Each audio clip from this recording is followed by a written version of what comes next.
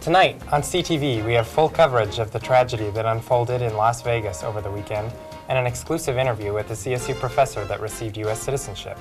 As well as an inside look into Tour de Corgi this weekend. All this and more on CTV News starting now. Good evening, CSU, and welcome to CTV News. I'm Nicole Parra. And I'm Nate Day. Let's investigate into the breaking news that unfolded in Las Vegas this weekend. A lone gunman killed 59 people and injured 529 others at a concert in Las Vegas late Sunday night in the worst mass shooting in modern U.S. history. The shooter, identified by law enforcement officials as 64-year-old Stephen Craig Paddock, opened fire from a room in the Mandalay Bay Resort and Casino on the crowd of about 22,000 attending a country music festival.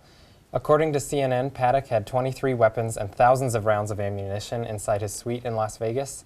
Police also found ingredients for explosives inside Paddock's home and car. Yet no one knows why Stephen Paddock morphed from a retired accountant to the deadliest mass murderer in U.S. history. Survivor Dees Mansholt stated on the main floor, "There was no cover, they were all exposed, so you didn't know if somebody was shot or if they were laying down." Survivor Corinne Lomas also added, "A lot of really good people were holding people's wounds shut, trying to help them while everyone was just ducked down." Tragically, one of the victims in the shooting included 28-year-old Christopher Roybal, who lived in Colorado Springs. Roybal served 4 tours of intense combat in Afghanistan. His memory and service will not be forgotten. Colorado State University is here for those affected directly and indirectly by the massacre in Las Vegas. President Tony Frank addressed the shooting in a campus-wide email Monday morning, offering support and assistance for those who may have been personally impacted. Frank's email listed on-campus resources for impacted students, faculty, and staff. Counseling services are available for students through the CSU Health Network, and similar resources are available for employees through the Office of the Ombuds and Employee Assistance Program. Frank noted that further university updates of efforts to support victims, first responders, and families will come through SOURCE, and encourage those who want to show support to make blood donations through the Garth Englund Blood Center in Fort Collins. On behalf of CSU PD, Frank urged the community to be mindful and report anything if something does not feel or seem right.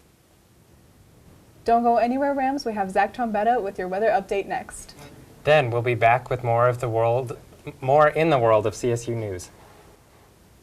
Thomas, you've got pre-diabetes. But with more exercise and a change in diet, it can be reversed.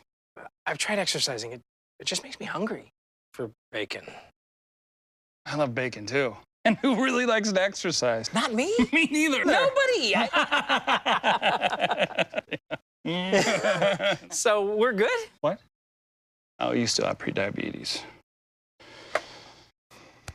Big time. Colorado State University's very own Salah Abdel-Ghani and Danielle Tavani have officially become United States citizens in a ceremony at Rocky Mountain National Park in August. Abdel-Ghani is a professor of biology, and Tavani is an associate professor in economics and is a graduate coordinator. Tavani was born and raised in Rome, then decided to go to the New School for Social Research in New York City in 2005.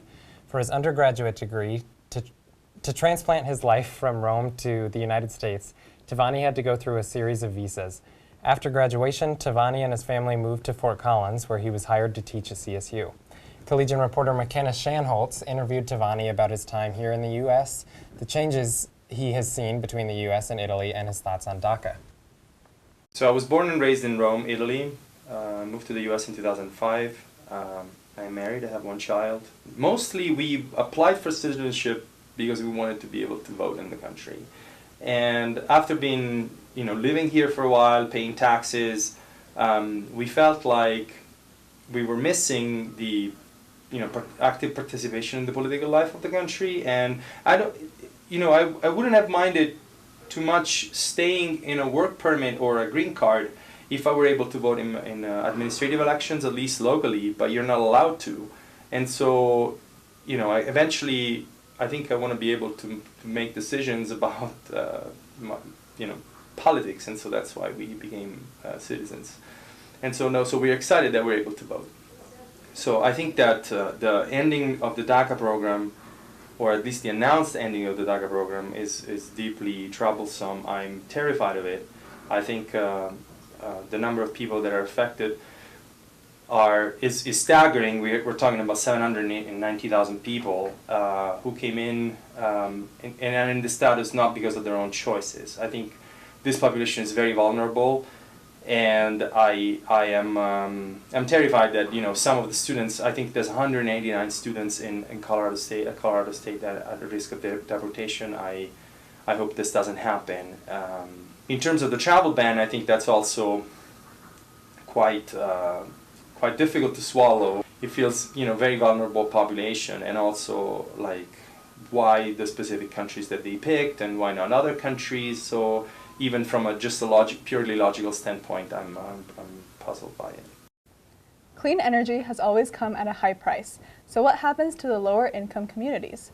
Well, CSU's Student Sustainability Center and Energy Club volunteered for 2 weeks straight at the Coyote Ridge Community Solar Farm to bring solar energy to low-income communities in Larimer County. The Coyote Ridge Community Solar Farm is a new grid located near the Larimer County landfill.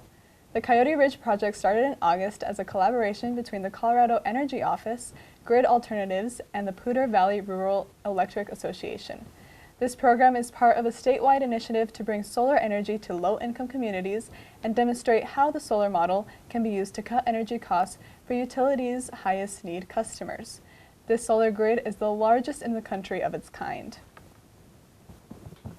That's some pretty interesting stuff. You gotta love that green energy. Yeah, I didn't know that converting to solar energy could be so expensive. Absolutely, but hopefully it'll save us a pretty penny in the end. Yeah, I agree. Well, that wraps it up for the news today, but don't go anywhere because we have everything in the world of sports and entertainment for you up next.